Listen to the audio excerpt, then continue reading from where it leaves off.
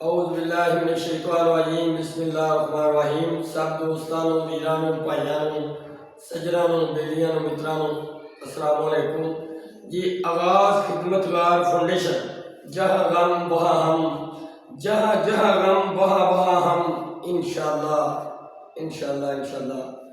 دوستو، آغاز خدمتگار فاؤنڈیشن دا ہو گیا، او دے نال نال راشن دا بھی ہو گیا۔ جہڑیاں میریاں مجبور لاچار بے بس ماواں بھੈਣਾਂ آਉਂਦੀਆਂ نے، میں انہاں دے حالات نوں بھی سننا وا پیا اور انہاں دے نال مشاورت مشورے دے نال اے میرا رائٹ ہے، میرا حق ہے کسے کو پوچھ کے ٹرنا اور چلنا۔ تے میں الحمدللہ پوچھ کے ٹرنا وا پیا، چلنا وا پیا۔ جہڑا بندہ مستحق اور حقدار ہے میں اودے تک پہنچنا پیا اور انشاءاللہ اودے تک پہنچا گا۔ تے بھੈਣ ساڈی آئی ہے، اس کو پوچھ رہے ہیں کس طرح آئی ہے۔ السلام علیکم میری بہن جی۔ میری بھੈਣ کس طرح آئی ہے؟ راشن لین واسطے۔ تھوڑے میاں کی کرتے ہیں؟ کاہدی ریڈی لاتے میری بھੈਣ؟ سبزی دی میاں ریڈی لاتے ہیں۔ بچے کتنے جے؟ تین ماشاءاللہ بیٹے نے، ایک بیٹی ہے۔ بیٹے پڑھتے ہیں؟ نہیں پڑھتے؟ کیوں میری بھੈਣ نے پڑھا رہے بچے؟ میری بھੈਣ دے بچے نہیں پڑھتے، خرچہ فوٹ نہیں ہوندا۔ میاں خاوند جہڑا وہ ریڑھی دا کام کردا ہے، ریڑھی لاندا ہے تے اسی اپنی بھੈਣ نوں راشن دینے ہیں اور الحمدللہ یہ اس طرح بھی خدمت کران گے کہ کوشش کران گے کہ یہ بچے پڑھن اور اچھی تعلیم حاصل کرن۔ اسی میری بھੈਣ انشاءاللہ ماہ رمضان تو بعد اپنی بھੈਣ دی یہ بھی خدمت کران گے لازمی، اللہ دے حکم نال، اللہ دے فضل دے نال۔ تسی اپنے بچوں کو سکول بھی بھیجنا ہے اور انہاں دی پڑھائی بھی کرانی ہے۔ انہاں دا جو خرچہ ہوگا انشاءاللہ خدمتگار فاؤنڈیشن چکے گی۔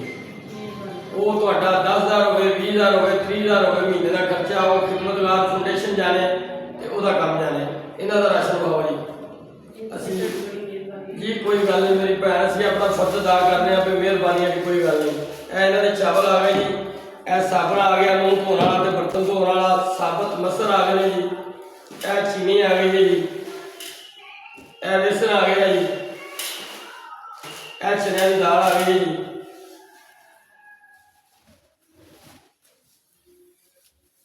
اے انہاں دا آٹا آ گیا جی۔ اے میری بھੈਣ تہاڈا راشن ہے تے اللہ پاک تہاڈے نصیب کرے، مالک پروردگار اللہ اپنی رحمت کرے، اپنا کرم کرے انشاءاللہ۔ آئندہ پوری راشن انہاں دا آئندہ اگلے اشریاں دے وچ اسی تہانوں نظر وچ رکھاں گے اور کوشش کران گے کہ تہاڈے تک راشن ضرور آوے۔ یہ مہینے کا راشن تو ہے کو نہیں، یہ تو ٹائم گزاری ہے اور وقت گزاری ہے۔ چلو کچھ نہیں تو کچھ تہاڈا ہفتہ کھنڈ تو نکلے گا نا تے میرا اللہ پھر اپنی رحمت کرے، اگلا عشرہ بھی ہفتے بعد شروع ہے تے کوشش کران گے اللہ دے حکم نال اور اللہ دی رحمت نال اسی تہاڈے تک ضرور پہنچیے تے میری بھੈਣ دا راشن لیاؤ گی تے انشاءاللہ انشاءاللہ اللہ دے حکم نال اور اللہ دے فضل دے نال اسی تہاڈے تک اپڑاں گے اور اپڑتے رہاں گے تینے عشرے تو بعد انشاءاللہ اسی تہاڈے بچیاں نوں سکول بھی پاواں گے، انہاں دی پڑھائی بھی کراواں گے اور تہاڈا جڑا نظام گھر دا اونوں بھی ضرور ویکھاں گے انشاءاللہ کس طرح چلدا پیا مالک دی ذات والوں تے تسی کس طرح چلان رہے ہو۔ ٹھیک ہے میری بھੈਣ؟ پاکستان زندہ باد۔ السلام علیکم۔